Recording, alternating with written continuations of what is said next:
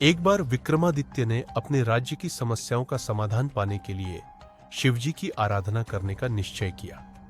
वे घने जंगल में जाकर कठोर तपस्या में लीन हो गए। उनकी तपस्या से प्रसन्न होकर भगवान शिव प्रकट हुए और बोले, राजन, तुम्हारी भक्ति से मैं प्रसन्न हूं। ये दिव्य तलवार लो। ये तुम्हारी शक्ति और सत्य का प्रतीक होगी, लेकिन याद रखना, इसका उपयोग केवल धर्म और न्याय के लिए ही करना। विक्रमादित्य ने तलवार को श्रद्धा के साथ स्वीकार किया। यह तलवार किसी साधारण हथियार की तरह नहीं थी। इसकी धार इतनी तीखी थी कि यह बिना छुए ही पत्थर को दो भागों में काट सकती थी। तलवार से एक दिव्य आभा निकलती थी जो अंधेरे को रोशन कर देती थी। कुछ समय बाद विक्रमादित्य के राज्य पर एक शक्तिशाली दुश्मन राजा ने आक्रमण कर दिया। दुश्मन की सेना बड़ी और शक्तिशाली थी। विक्रमादित्य ने अपनी सेना का नेतृत्व करते हुए युद्ध भूमि में अपनी तलवार उठाई।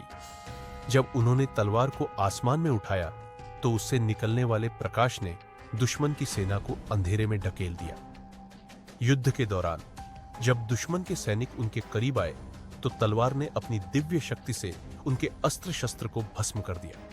यह देखकर दुश्मन की सेना भयभीत हो गई और पीछे हट गई।